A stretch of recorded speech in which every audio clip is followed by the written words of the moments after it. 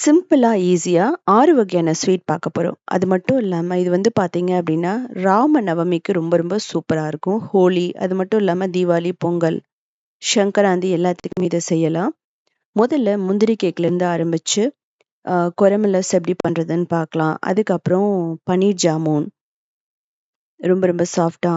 அதுக்கப்புறமா வெல்லத்துல அவல வச்சு ஒரு ஸ்வீட் பண்ண போறோம். 5 நிமிஷத்துல பண்ணிறலாம். இதுக்கப்புறம் சாக்லேட் பர்ஃபி மாதிரி வால்நட் வச்சு பண்ண போறோம். இதுக்கெல்லாம் முதல்ல முந்திரி கேக் எப்படி பண்றதுன்னு பார்க்கலாம். இது வந்து பார்த்தீங்கன்னா கொங்குநாடு கிராமத்து ஸ்டைலில் பண்ண போகிறோம். நல்லா சாஃப்டாக இருக்கும். பிகினர்ஸ் கூட ஈஸியாக பண்ணிடலாம். ஸ்வீட் செய்ய தெரிலனா கூட நீங்கள் இதை ட்ரை பண்ணிங்க அப்படின்னா ரொம்ப பர்ஃபெக்டாக வரும். இது வந்து பார்த்தீங்கன்னா எல்லா ஃபெஸ்டிவலுக்குமே பர்ஃபெக்டாக இருக்கும். உங்களுக்கு பார்த்தாவே தெரியும். ஸோ இதுக்கு 1 கப் முந்திரி எடுத்துக்கலாம். இதுக்கப்புறம் நல்ல சூடான தண்ணி ஊற்றிட்டு 30 நிமிஷத்துலேருந்து 1 மணி நேரம் நீங்கள் அப்படியே வச்சுருங்க. இது வந்து சாஃப்ட் ஆகணும். இது நல்லா சாஃப்ட் ஆனால் தான் அந்த முந்திரி கேக் ரொம்ப சூப்பராக இருக்கும். இப்போது இதை நல்லா வாஷ் பண்ணிவிட்டு திரும்பவும் இந்த தண்ணியை கம்ப்ளீட்டாக வடிச்சிருங்க. இந்த தண்ணி நமக்கு தேவையில்லை. உங்களுக்கு அது எந்த அளவுக்கு சாஃப்டாக இருக்குன்னு பாருங்கள். இதே மெத்தடில் நீங்கள் பாதாமில் பண்ணலாம், பிஸ்தாவில் பண்ணலாம், நிலக்கடலையில் கூட நீங்கள் பண்ணி பாருங்கள். இதை அரைக்கும் போது நீங்கள் தண்ணி இல்லைன்னா பால் ஊற்றி அரைச்சிக்கலாம். நான் பால் தான் ஊற்ற போகிறேன். கிட்டத்தட்ட 1/2 கப் பால், காய்ச்சி ஆற வச்ச பால் தான். நல்லா ஃபைனாக அரைச்சிக்கோங்க. இந்த மாதிரி தான் இருக்கணும். எந்த ஒரு லம்ஸ் எல்லாம் இல்லாமல் நம்ம அரைச்சி ஒரு பேனை சூடு பண்ணிவிட்டு அதில் வந்து ஊற்றிக்கலாம். இந்த பேஸ்ட் வந்து பார்த்தீங்க அப்படின்னா தண்ணியாக இருக்கக்கூடாது. அது ரொம்ப ரொம்ப முக்கியம். தண்ணியாக இருந்ததுன்னா நல்லா வராது. இப்போது 1 கப் சர்க்கரை இல்லைன்னா வெல்லம் எது வேணாலும் போட்டுக்கலாம். கிட்டத்தட்ட 1/3 கப்லேருந்து உங்களுக்கு 1/2 கப் நெய் கூட போட்டுக்கலாம்.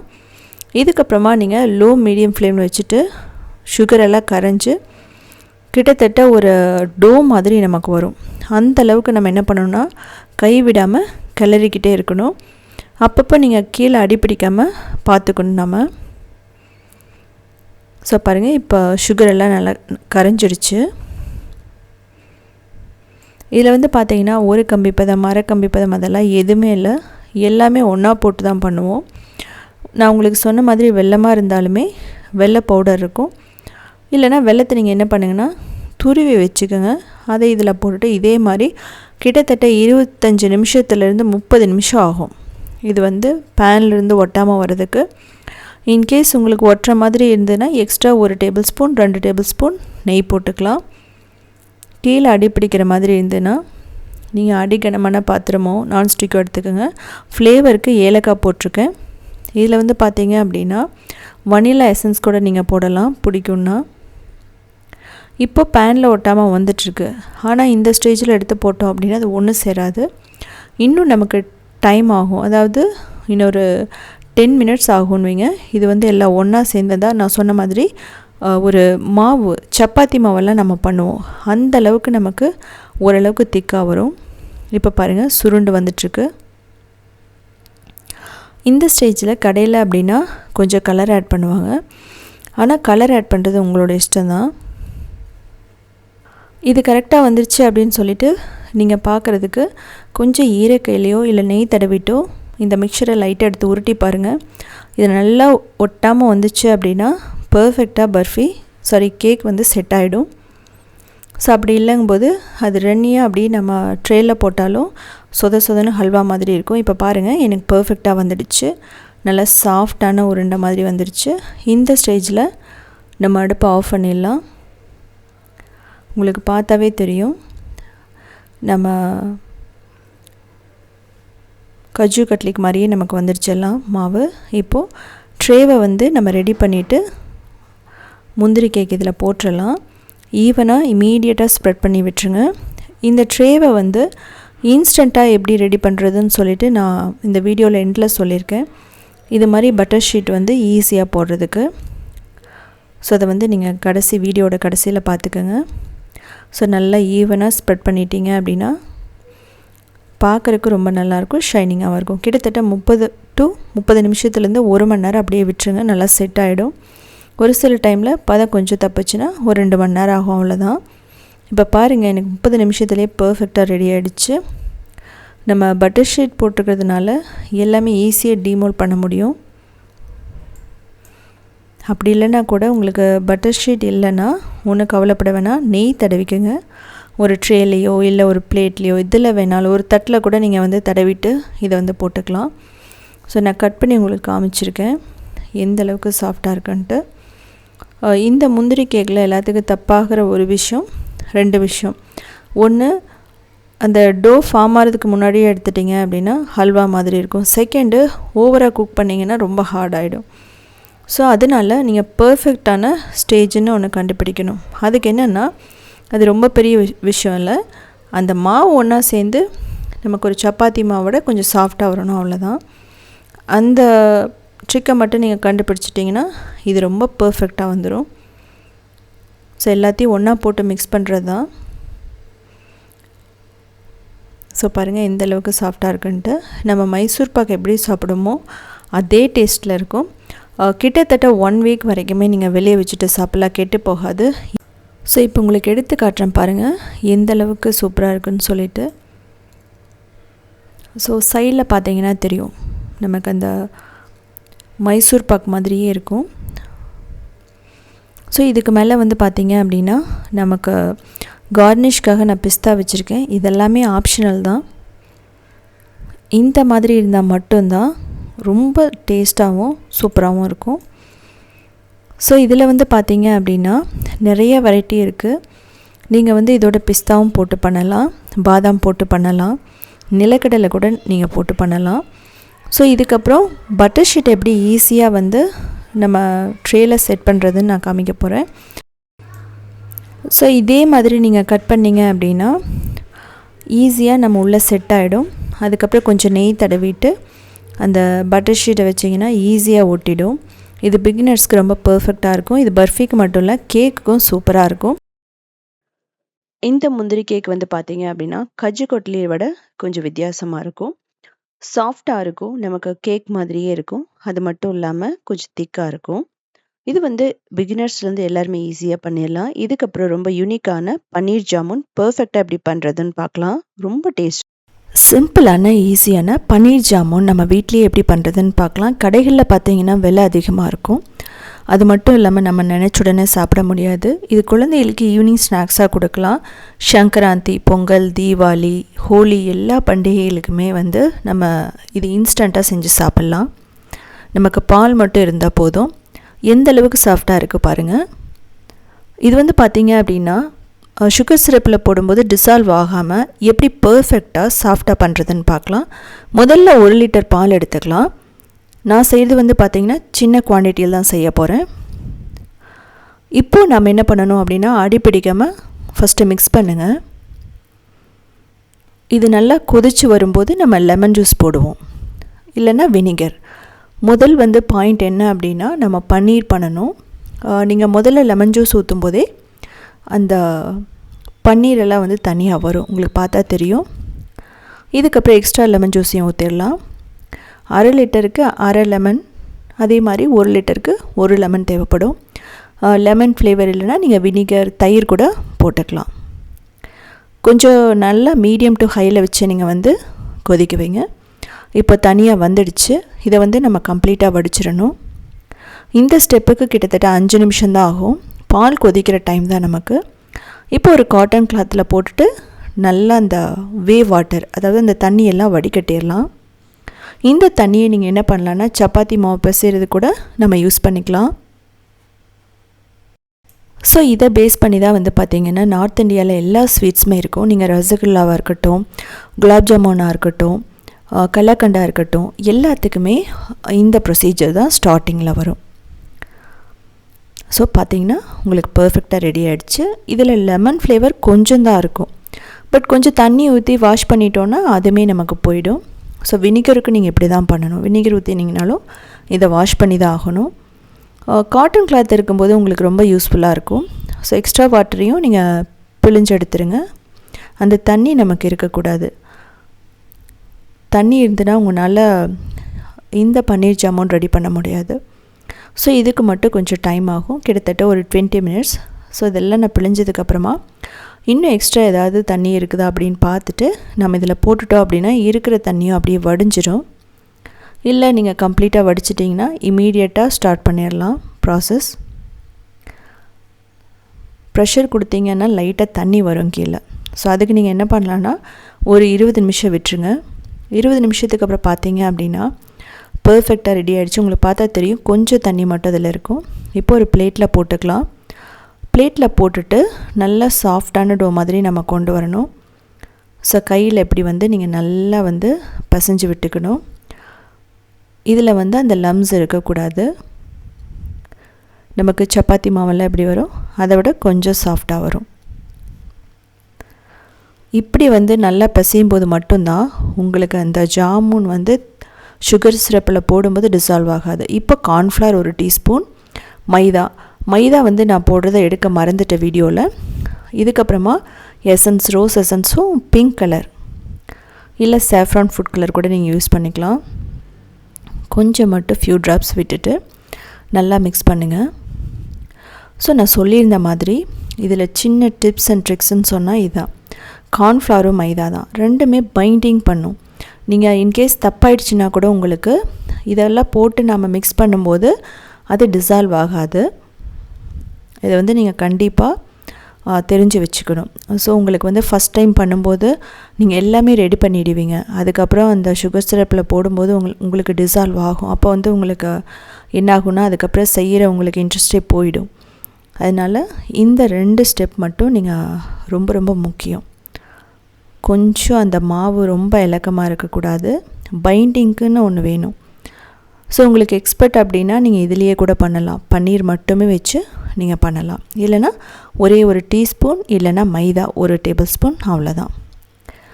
இதுக்கப்புறமா இதில் உங்களுக்கு தேவையான ஷேப்பில் நம்ம பண்ணிக்கலாம். பன்னீர் ஜாமுன் அப்படிங்கிறது பார்த்திங்கன்னா கடைகளில் அந்த ஓவல் ஷேப்பில் தான் இருக்கும். ஸோ அதனால நான் அப்படி பண்ணுறேன். இதே மெத்தட் தான் பார்த்தீங்க அப்படின்னா ரசகுல்லா, நீங்கள் பிங்க் கலர் ரசகுல்லா பண்ணுறதா இருக்கட்டும், எல்லோ கலராக இருக்கட்டும், எல்லாத்துக்குமே இதான் பேஸ். உங்களுக்கு பார்த்தீங்க அப்படின்னா லைட்டிங் ஃபஸ்ட்டு அதிகமாக இருக்கிறதுனால உங்களுக்கு அந்த கலர் லைட்டாக தெரியுது. பட் ஒரிஜினலாக நல்லா பிங்க்காக இருக்கும். ஸோ இந்த மாதிரி பண்ணி வைக்கலாம். இல்லை அப்படின்னா ரவுண்ட் ஷேப்பில் பண்ணலாம். இல்லை அப்படின்னா நீங்கள் கொஞ்சம் ஃப்ளாட்டாக பண்ணலாம்.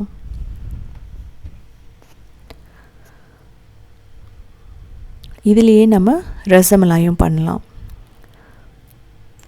பிங்க் ரசமலாய் சொல்லலாம். அந்த மாதிரி கூட நீங்கள் பண்ணலாம். ஸோ இது சிம்பிள் தான். இதனோட உருண்டை பிடிக்கும்போது நம்ம நல்லா ப்ரெஷர் கொடுத்து பர்ஃபெக்டான பால்ஸ் மாதிரி பண்ணணும். உங்களுக்கு பார்த்தா தெரியும். 2 கைக்கு இடையில் வச்சுட்டு நல்லா எல்லாம் ஒன்றா சேர்ந்து வர மாதிரி பண்ணுங்கள். இந்த ஸ்டெப் ரொம்ப முக்கியம். கிராக் இருந்துச்சுன்னா நான் சொன்ன மாதிரி தண்ணி சுகர் சிரப்பில் டிசால்வ் ஆகும். இந்த ஸ்டெப்பையும் நீங்கள் நோட் பண்ணிக்கணும். இதில் கிராக் ரொம்ப பெருசாக இருக்கக்கூடாது. உங்களுக்கு பார்த்தா தெரியும். இந்த மாதிரி உங்களுக்கு லூஸாக இருக்கக்கூடாது. ஸோ நமக்கு எல்லாம் ரெடி பண்ணிட்டோம். அவ்வளோதான் இதனோட ஸ்டெப். அப்படின்னா இதுக்கப்புறம் சுகர் சிரப் ரெடி பண்ணணும். 2 கப் தண்ணியும் 1 கப் சுகரும் போடுறேன். சுகர் நிறையா பிடிக்குன்னா நீங்கள் 1.5 கப் சுகர் கூட போட்டுக்கலாம். இதுக்கப்புறம் நான் 1 கப் சுகர் போடுறேன். கொஞ்சம் ஏலக்காய் பொடி உங்களுக்கு இது மாதிரி வேணான்னா ஏலக்காய் 2 தட்டி கூட போட்டுக்கலாம். ரோஸ் எசன்ஸ் கொஞ்சம் போட்டுக்கலாம். பிங்க் ஃபுட் கலர் கூட போட்டுக்கலாம். பட் நான் அதெல்லாம் போடாமல் சிம்பிளாக ஏலக்காய் பொடி மட்டும் போட்டிருக்கேன். ஏலக்காய் பொடி போடுறதுனால அந்த சுகர் சிரப் கொஞ்சம் லைட்டாக எல்லோ கலர் மாதிரி இருக்கும். மற்றபடி எல்லாமே நல்லாயிருக்கும். கேர்ஃபுல்லாக போடணும். அதே சமயம் கொதிக்காமல் நீங்கள் போடக்கூடாது. ஓரளவுக்கு கொதி வந்ததுக்கப்புறம் நீங்கள் இதெல்லாம் போடணும். போட்டுட்டு இதை மூடி கிட்டத்தட்ட ஒரு 10 நிமிஷம் இதை வேக வைக்கணும். உங்களுக்கு பார்த்தா தெரியும்.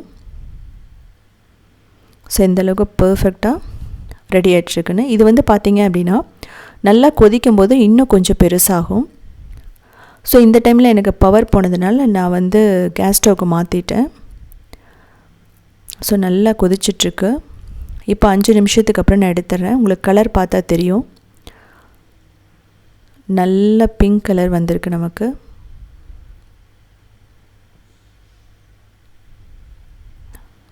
மேக்ஸிமமே இது வேகிறதுக்கு 10 நிமிஷம் தான். ஏன் அப்படின்னா ஆல்ரெடி நமக்கு பன்னீர் வெந்துடுச்சு. அதுக்கப்புறம் சுகர் சிரப்பை அப்சர்வ் பண்ணுறதுக்காக தான் நம்ம இவ்வளோ நேரம் வேக வைக்கிறோம். அவ்வளோதான், நம்ம வந்து பன்னீர் ஜாமுன் பர்ஃபெக்டாக கடையில் கிடைக்கிற மாதிரியே நமக்கு ரெடி ஆகிடுச்சு. இது வந்து பார்த்திங்க அப்படின்னா ஃப்ரிட்ஜில் வச்சுட்டு சாப்பிட்டா கிட்டத்தட்ட 1 வீக் வரைக்குமே கெட்டு போகாது. ஏன்னா எல்லாம் குக் பண்ணிட்டோம். ஸோ இதை செஞ்சு பார்த்துட்டு கமெண்ட் பண்ணுங்கள். இந்த பன்னீர் ஜாமுன் வந்து பார்த்தீங்கன்னா அவ்வளோ ஜூஸியாக அவ்வளோ டேஸ்ட்டாக இருக்கும். கடைகளில் ரொம்ப விலை அதிகமாக கிடைக்கும். ஆனால் நம்ம வீட்டில் ஜூஸியாக டேஸ்ட்டாக இன்ஸ்டண்ட்டாக பண்ணிடலாம். அது மட்டும் இல்லாமல் நம்ம ஃப்ரெண்ட்ஸ் வீட்டுக்கு போகிறோம், ஏதாவது ஒரு ஃபெஸ்டிவல் வருது, அப்படி இல்லை அப்படின்னா ரிலேட்டிவ்ஸ் வீட்டுக்கு போகும்போது டெஃபினட்டாக இதை நீங்கள் செஞ்சு கொண்டு போகலாம். ரொம்ப ரொம்ப விருப்பப்பட்டு சாப்பிடுவாங்க. அது மட்டும் இல்லாமல் கண்டிப்பாக இதை வந்து நீங்கள் அவங்களால நம்பவே முடியாது வீட்டில் செஞ்சதுன்னு சொல்லிட்டு. நான் சொன்ன சின்ன சின்ன டிப்ஸை வந்து ஃபாலோ பண்ணிங்க அப்படின்னா ரொம்ப பர்ஃபெக்டாக வரும். நான் சொன்ன மாதிரி ஃபுட் கலர் பிடிக்காதவங்க நீங்கள் பீட்ரூட் ஜூஸை ஆட் பண்ணிக்கலாம். டேஸ்ட் வந்து ரொம்ப பெரிய அளவில் மாறாது. இதுக்கப்புறம் நம்ம பார்க்க போகிறது கோகோனட் ஐஸ். அதுவுமே வந்து ரொம்ப ரொம்ப யூனிக்கான ரொம்ப டேஸ்டான ஒரு பர்ஃபின்னு சொல்லலாம். இன்ஸ்டண்ட்டாக பண்ணக்கூடியது. ரொம்ப ரொம்ப ஈஸியாக ரொம்ப சிம்பிளாக பண்ண போகிறோம். இதில் நெய்யோ கண்டென்ஸ்ட் மில்க் எதுவுமே நான் வந்து ஆட் பண்ணவே இல்லை. அதுக்கு வந்து முதல்ல ஒரு 2 தேங்காய் எடுத்துக்கலாம். இது வந்து பார்த்திங்கன்னா அதனோட தண்ணியெல்லாம் எடுத்துகிட்டு நல்லா துருவிக்கலாம். ஸோ அப்படி உங்களுக்கு வந்து துருவ டைம் இல்லை அப்படின்னா இதை எடுத்து மிக்சியில் போட்டு அரைச்சிட்டிங்கனாவே அந்த கோகோனட் பவுடர், அந்த கிரேட் பண்ண கோகோனட் நமக்கு வந்துடும். அப்படி இல்லை அப்படின்னா இது மாதிரி ட்ரெடிஷ்னல் இருந்துச்சு அப்படின்னா உங்களுக்கு துருவுறது, தேங்காய் துருவுறது, அதில் கூட நீங்கள் துருவி வச்சுக்கலாம். சிம்பிளாக ஒரு 10-15 நிமிஷத்துக்குள்ளே இந்த ஸ்வீட் பண்ணிடலாம். தேங்காய், சுகர் மட்டும்தான் இதுக்கு வந்து தேவைப்படும். இதுக்கு தேவையான பொருட்கள் என்னென்னு நான் முன்னாடியே கொடுத்துருக்கேன், நீங்கள் பார்த்துக்கலாம். ரொம்ப ரொம்ப ஒரு இன்ஸ்டண்ட்டான ஸ்வீட்டுன்னு சொல்லலாம். இன்ஸ்டன்ட் எனர்ஜி பார்னு கூட சொல்லலாம். ஸோ துருவுனதுலேருந்து நம்ம 2 கப் எடுத்துக்கலாம். இந்த தேங்காயை வந்து நம்ம ரோஸ்ட் பண்ணணும். இது பார்த்திங்கன்னா ஏன் இப்படி வந்து நம்ம ரோஸ்ட் பண்ணுறோம் அப்படின்னா நல்லா கெட்டு போகாமல் இருக்கும். ஒரு 1 வீக் நம்ம ஃப்ரிட்ஜில் வச்சுருந்தாலும் நார்மலில் வச்சுருந்தாலும் இது கெட்டு போகாது. நீங்கள் ரோஸ்ட் பண்ணாமல் பண்ணால் அது சீக்கிரமாக கெட்டு போகிறதுக்கு வாய்ப்பு இருக்குது. அதனால நம்ம ஒரு 3 நிமிஷம் மட்டும் ப்ரௌன் ஆகாத மாதிரி நம்ம நல்லா ரோஸ்ட் பண்ணிவிட்டு எடுத்து வச்சுக்கலாம். நீங்கள் கை விடாமல் நீங்கள் வந்து இதை வந்து ரோஸ்ட் பண்ணிக்கிட்டே இருக்கணும். இல்லைனா கீழே ப்ரௌன் ஆகிடும். அப்புறம் வந்து பார்த்திங்கன்னா கலர் வந்து சேஞ்ச் ஆகி கோகோனட் ஐஸ் வந்து ஒரு மாதிரி நல்லா இருக்காது. அதனால் கலர் சேஞ்ச் ஆகாத மாதிரி நீங்கள் பண்ணிக்கோங்க. ஸோ இதுக்கப்புறம் பார்த்திங்கன்னா நான் சுகர் 1 கப் எடுத்திருக்கேன், தண்ணி 1/2 கப் எடுத்திருக்கேன். இது வந்து ஒரு கம்பி பதம் வரணும். அதாவது கைக்கு 2க்கு இடையில நீங்கள் வந்து அந்த சுகர் சிரப்பை வச்சு பார்த்திங்கன்னா ஒரு கம்பி மாதிரி ஃபார்ம் ஆகும். ஸோ அது மாதிரி நம்ம பண்ணிக்கலாம். ஒரு கம்பி பதம் அப்படிங்கிறது ரொம்ப பர்ஃபெக்டானது. ஸோ இதுக்கப்புறம் பார்த்திங்கன்னா நான் இதில் தேங்காய் போடுறேன். தேங்காய் போட்டுட்டு பார்த்திங்கன்னா ஒரு 5-8 நிமிஷம் நல்லா வதக்கிட்டே இருக்கணும். மீடியம் ஃப்ளேமில் வச்சுக்கோங்க, கீழே அடிப்பிடிக்காத மாதிரி. ஏன்னா இது வந்து நம்ம நெய்யெல்லாம் போடாதனால கொஞ்சம் அடிப்பிடிக்க பார்க்கும். நான் இதில் பார்த்திங்கன்னா ஏலக்காய் போட்டிருக்கேன். இது நல்லா திரண்டு திக்காக வரணும். ஸோ அப்படி வரல அப்படின்னா இது வந்து சொதன்னு ஆகிடும். நல்லா வந்து என்னென்னா அந்த பர்ஃபி கன்சிஸ்டன்சி வராது. ஸோ இது மாதிரி நல்லா வந்ததுக்கப்புறமா இதில் வந்து டிவைட் பண்ணிவிட்டு கலரை மட்டும் நம்ம மிக்ஸ் பண்ணிக்கலாம். ஸோ இது பார்த்திங்கன்னா க்ரீன், ஆரஞ்சு எது வேணாலும் நீங்கள் யூஸ் பண்ணிக்கலாம் கலர். இதுக்கப்புறம் நம்ம ரெடி பண்ண அந்த ட்ரேயில் வந்து நம்ம பட்டர் ஷீட் ட்ரேயில் நம்ம என்ன பண்ணிக்கலாம்னா ஒயிட் கோகோனட் அதையும் அதுக்கு மேலே வந்து நீட்டாக ஈவனாக ஸ்ப்ரெட் பண்ணிவிட்டு அதுக்கு மேலே பிங்க் கலரையும் வந்து நம்ம லேயர் பண்ணிடணும். இமீடியட்டாக வேணும் அப்படின்னா நீங்கள் என்ன பண்ணலான்னா ஃப்ரிட்ஜில் வச்சு எடுத்திங்கன்னா 1 ஹவரில் செட் ஆகிடும். ரூம் டெம்பரேச்சரில் விட்டிங்க அப்படின்னா ஒரு 3 மணி நேரத்தில் நல்லா செட் ஆகிடும். நம்ம கரெக்டான கன்சிஸ்டன்சியில் நம்ம பண்ணியிருந்தோம் அப்படின்னா பர்ஃபி வந்து ரொம்ப பர்ஃபெக்டாக வரும். ரொம்ப ஹார்டாகவும் இல்லாமல் ரொம்ப சொதன்னு இல்லாமல் பர்ஃபெக்டாக வரும். ஸோ அப்படி உங்களுக்கு கன்சிஸ்டன்சி தப்பாகிடுச்சுன்னா நீங்கள் அப்படியே அந்த லேயர் எடுத்துகிட்டு கொஞ்சம் நெய் ஊற்றிட்டு இதை வந்து ஒரு 3 நிமிஷம் வதக்கினா நல்லா ஒன்றா சேர்ந்துடும். ஸோ ஒரு சின்ன டிப்பு தான் அது. ஐயோ வீணாகிடுச்சு அப்படின்னு வந்து நீங்கள் என்ன பண்ணலாம் அப்படின்னா செட் ஆகலை, ரொம்ப சொதன்னு இருக்குது அப்படின்னு நீங்கள் விட்டுற வேணாம். ஸோ இது பார்த்திங்கன்னா எனக்கு 3 மணி நேரத்தில் இது வந்து செட் ஆகிடுச்சு. நம்ம இதை எடுத்துகிட்டு நம்ம தேவையான ஷேப்பில் கட் பண்ணிக்கலாம். ஸோ அப்படி வந்து உங்களுக்கு அப்படியும் செட் ஆகலை, 3 நிமிஷத்தில் உங்களுக்கு செட் ஆகாத மாதிரி இருந்தது, தனித்தனியாக வர மாதிரி இருந்ததுன்னா கொஞ்சம் மில்க் பவுடர் ஆட் பண்ணிக்கலாம். அப்போ பார்த்திங்கன்னா அது நல்லா எல்லாத்தையும் ஒன்று சேர்த்துடும். மில்க் பவுடரோ ஹனியும் நீங்கள் ஆட் பண்ணிக்கலாம். ஸோ தேவையான ஷேப்பில் நம்ம கட் பண்ணி வச்சுக்கலாம். ஸோ இதே வந்து பார்த்திங்கன்னா கோகோனட் ஐஸ் வந்து மில்கை போட்டு தேங்காய் போட்டு மில்க்கு கண்டென்ஸ்ட் மில்க்கு தேங்காய் போட்டு நம்ம வந்து பண்ணலாம், அப்படியும் பண்ணலாம். அது வந்து பார்த்திங்கன்னா இன்னொரு மெத்தடு. ஸோ இந்த கலரெல்லாம் வந்து பார்த்திங்கன்னா ஆப்ஷனல் தான். ரோஸ் கலருக்கு நீங்கள் வந்து கூட கொஞ்சம் ஒரு ட்ராப் ஆஃப் ரோஸ் எசன்ஸ் சேர்த்துட்டிங்க அப்படின்னா ரோஸ் எசன்ஸோ இல்லை ரோஸோவோ சேர்த்துட்டிங்கன்னா ஃப்ளேவர் வந்து கொஞ்சம் வேறு மாதிரி இருக்கும், 2 லேயரும். ஸோ அது மாதிரி கூட நீங்கள் செஞ்சு பார்க்கலாம். ஸோ செஞ்சு பார்த்துட்டு எப்படி இருந்துச்சுன்னு சொல்லிட்டு கமெண்ட் பண்ணுங்கள். ஸோ பாருங்கள் எந்தளவுக்கு பர்ஃபெக்டாக நமக்கு வந்திருக்குன்ட்டு. இந்த கோகோனட் ஐஸ் வந்து பார்த்தீங்கன்னா நான் பிங்க் கலரில் பண்ணியிருக்கேன். நீங்கள் வந்து நான் சொன்ன மாதிரி இதுக்கு நீங்கள் பீட்ரூட் ஜூஸ் கூட நீங்கள் போட்டு பண்ணலாம். ஆரஞ்சு அதுக்கப்புறம் க்ரீன் கூட யூஸ் பண்ணி பாருங்கள். இதுக்கப்புறமா சிம்பிளான சாக்லேட் பர்ஃபி இல்லைனா சாக்லேட் வால்நட் ஃபட்ஜ் எப்படி பண்ணுறதுன்னு பார்க்கலாம். ராம நவமியாக இருக்கட்டும், எந்த ஒரு ஃபெஸ்டிவலாக இருக்கட்டும், கொஞ்சம் டிஃப்ரெண்ட்டாக நம்ம ட்ரை பண்ணி பார்க்கலாம். ரொம்ப நல்லாயிருக்கும். நம்ம கடையில் போய் சாக்லேட்டோ பர்ஃபியோ எதுவுமே வாங்க வேண்டியதில்லை. குழந்தைகளுக்கு ஸ்நாக்ஸாக கொடுக்கலாம். ரொம்ப ஹார்டாக இருக்காது, மெல்ட் ஆகாது, அதே சமயம் ரொம்ப ஸ்டிக்கியாகவும் இருக்காது.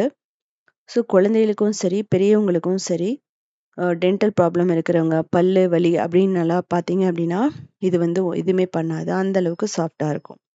நம்ம சாக்லேட்டை வந்து கடிச்சு சாப்பிட்றத விடவே ரொம்ப சூப்பராக இருக்கும் இது.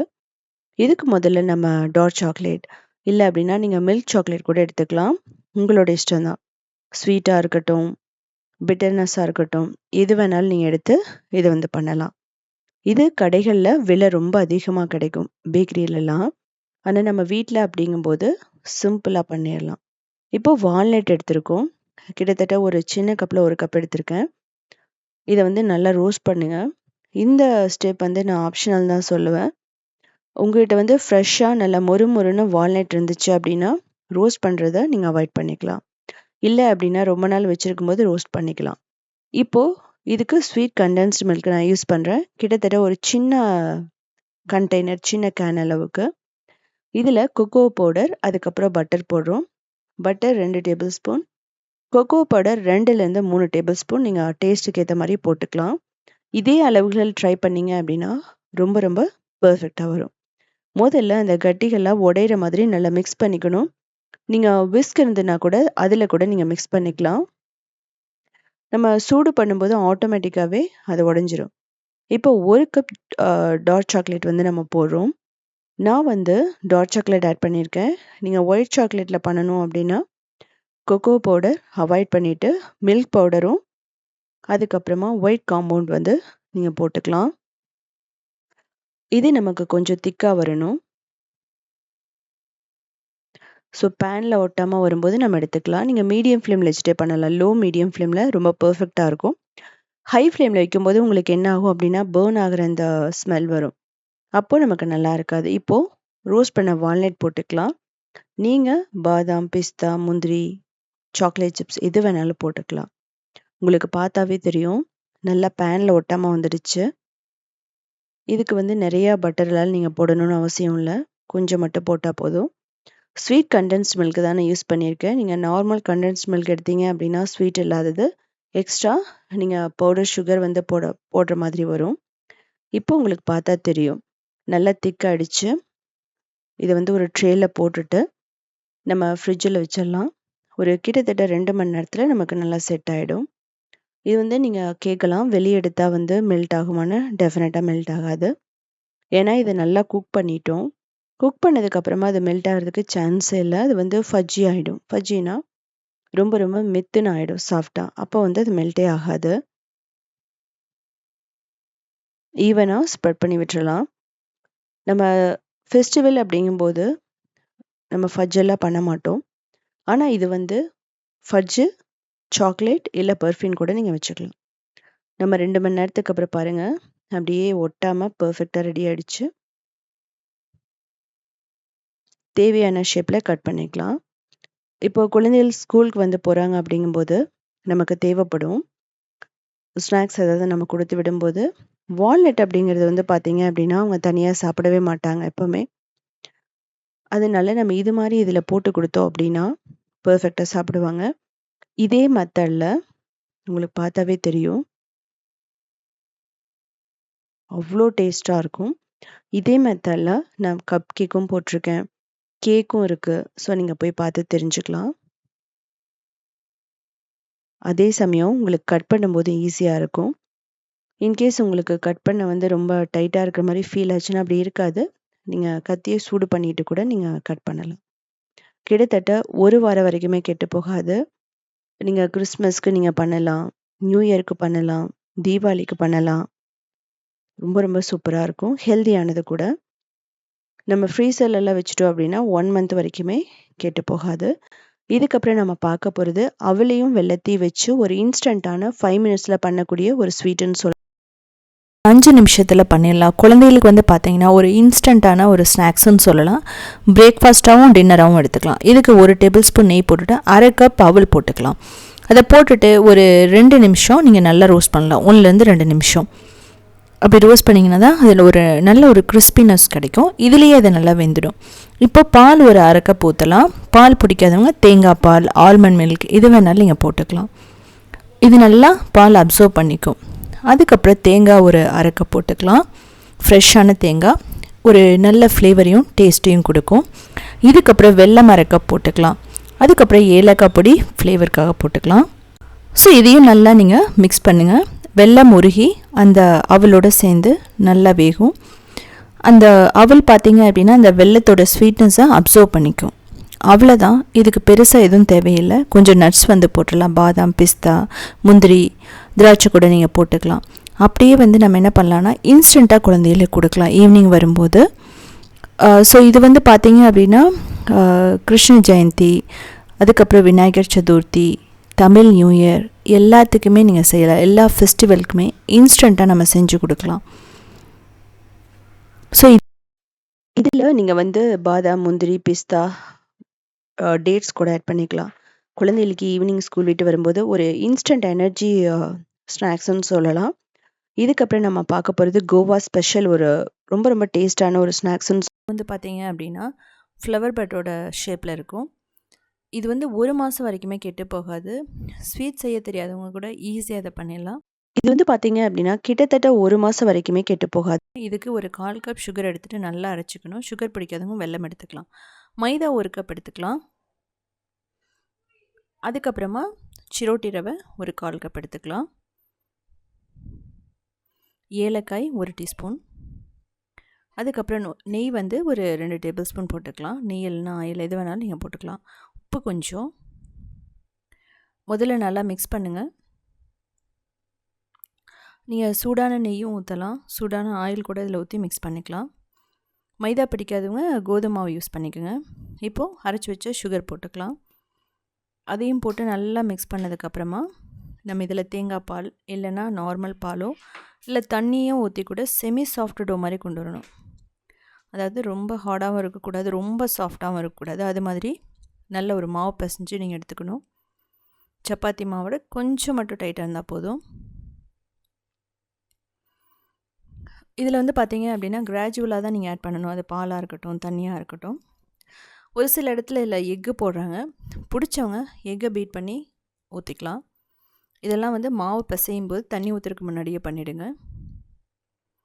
பேக்கிங் சோடா கூட நீங்கள் 1/4 டீஸ்பூன் போடலாம். உங்களுக்கு விருப்பப்பட்டால் நீங்கள் போட்டு பாருங்கள். ஸோ போட்டு நீங்கள் எப்படி இருந்துச்சுன்னு கமெண்ட் பண்ணுங்கள். இப்போ இந்த மாவு ரெடி பண்ணோடனே நம்ம மூடி ஒரு 20 நிமிஷம் வச்சிடணும். அந்த ரவைக்கும் அந்த கோதுமாவுக்கும் நம்ம டைம் கொடுக்கணும். அப்போ தான் வந்து பார்த்திங்க அப்படின்னா பர்ஃபெக்டாக வரும். ஸோ எந்தளவுக்கு சாஃப்டாக இருக்க பாருங்கள். இது மாதிரி இருந்தால் போதும். ஸோ 20 நிமிஷத்துக்கு அப்புறம் நமக்கு அந்த மாவு ரெடி ஆகிடுச்சு. இப்போ எடுத்து 1 நிமிஷம் நல்லா பிசைஞ்சதுக்கப்புறமா நல்ல ஒரு திக்கான ஷீட் மாதிரி நம்ம தேய்ச்சி எடுத்துக்கணும். நீங்கள் இடையில கொஞ்சம் கொஞ்சம் மாவு தூவி தான் நீங்கள் பண்ணணும், ஒட்டுற மாதிரி இருந்துச்சு அப்படின்னா. ஸோ இது மாதிரி உங்களுக்கு ஷீட் இருந்ததுன்னா நீங்கள் பண்ணலாம். இல்லை அப்படின்னா உடன் ட்ரே மாதிரி பெருசாக ஏதாவது இருந்ததுன்னா அதில் கூட நீங்கள் பண்ணலாம். அப்படி இல்லைன்னா சப்பாத்தி கல் இருக்கும் நமக்கு எப்போவுமே தேய்க்கிறது, அதில் கூட நீங்கள் போட்டு நீட்டாக தேய்ச்சி எடுத்துக்கலாம். இது வந்து பார்த்திங்க அப்படின்னா ரொம்ப தின்னாக இருக்கக்கூடாது, ஓரளவுக்கு நமக்கு திக்காக இருக்கணும். நம்ம சக்கரை பரவலாக பண்ணுற மாதிரி இருந்தால் பர்ஃபெக்டாக இருக்கும். இதுக்கப்புறமா வந்து நம்ம இதில் ஸ்கொயர் ஷேப்பில் கட் பண்ணுவோம். உங்களுக்கு வந்து பார்த்திங்க அப்படின்னா கொர்மலாஸ் அப்படிங்கிறது வந்து ஸ்கொயராக இருக்கும். ஸ்கொயர் ஷேப்பில் பண்ணிவிட்டு அப்புறம் வந்து நம்ம அந்த ஒரு பூவோட மொட்டு மாதிரி இருக்கும். உங்களுக்கு அப்படி விருப்பம் இல்லை அப்படின்னா உங்களுக்கு எந்த ஷேப்பில் வேணாலும் நீங்கள் பண்ணிக்கலாம். உங்களுக்கு இப்படி கட் பண்ண வேணாம் அப்படின்னு நினச்சிங்கன்னா சின்ன சின்ன ரவுண்டாக கட் பண்ணிவிட்டு அதுக்கப்புறம் கூட ஷேப் பண்ணிக்கலாம்.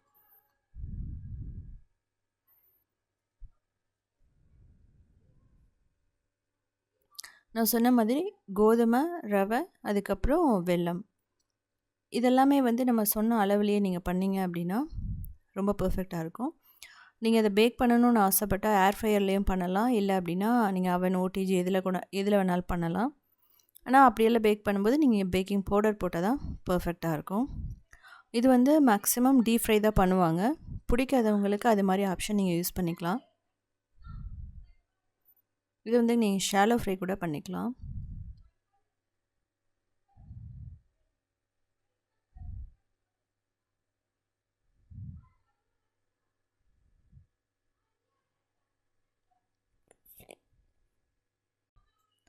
ஸோ இது ஒட்டுற மாதிரி இருந்தால் நீங்கள் மாவு தூவிக்கணும். ஸோ இது மாதிரி எடுத்துகிட்டு ஸ்கொயரோட ரெண்டு எட்ஜஸையும் நல்லா சீல் பண்ணதுக்கப்புறமா ஆப்போசிட்டில் நீங்கள் ஷேப் பண்ணிடணும். உங்களுக்கு பார்த்தா தெரியும், ஒரு மாதிரி ஷெல் மாதிரியும் இருக்குது, ஃப்ளவர் பட் மாதிரி இருக்கும், பார்க்குறதுக்கு ரொம்ப அழகாக இருக்கும். இதை வந்து கோவா ஸ்பெஷல் ஒரு ஸ்வீட்டுன்னு சொல்லுவாங்க. இது வந்து கிறிஸ்மஸுக்கும் பண்ணுவாங்க.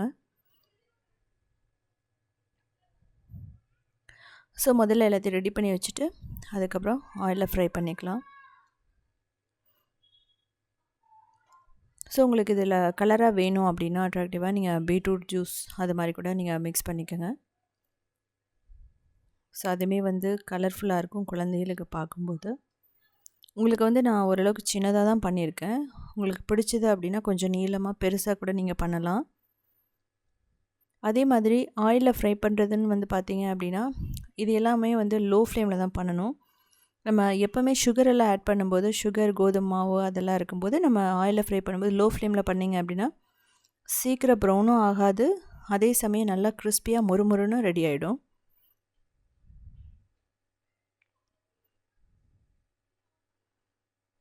ஸோ பாருங்கள், எல்லாத்தையும் நம்ம ரெடி பண்ணிட்டோம்.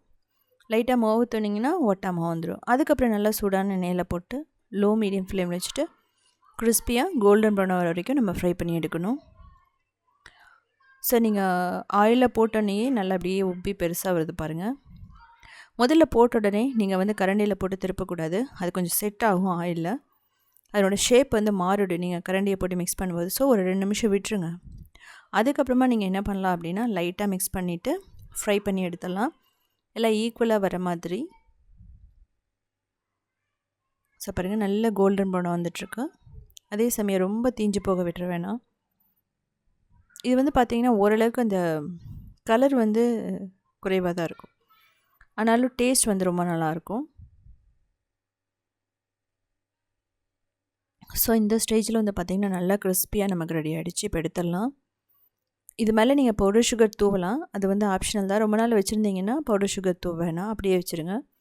இது ஆற வச்சுட்டு ஒரு ஏர்டைட் கண்டெய்னரில் போட்டிங்க அப்படின்னா 1 மாதம் வரைக்குமே கெட்டு போகாது. இந்த தீபாவளிக்கு கொஞ்சம் வித்தியாசமாக இது மாதிரி செஞ்சு ட்ரை பண்ணி பாருங்கள். செய்கிறது ஈஸி, ஸ்டோர் பண்ணுறது ஈஸி, குழந்தைகளுக்கும் ரொம்ப ரொம்ப பிடிக்கும் இது மாதிரி வித்தியாசமாக ஷேப்பில் பண்ணி கொடுத்தா. ஸோ இதே மாதிரி நிறைய ரெசிபிஸ் வேணும்னா நீங்கள் உத்தமி கிச்சனை ஃபாலோ பண்ணலாம். அது மட்டும் இல்லாமல் க்ரியேட்டிவ் வேர்ல்ட்னு இன்னொரு சேனல் இருக்குது, அதுலேயும் நிறைய ரெசிபிஸ் இருக்குது. South Indian Foods.inங்கிற வெப்சைட்டை 14 இயர்ஸாக ரன் பண்ணுறோம். அதில் 8000 ரெசிபிஸ் இருக்குது. பார்த்துட்டு கமெண்ட் பண்ணி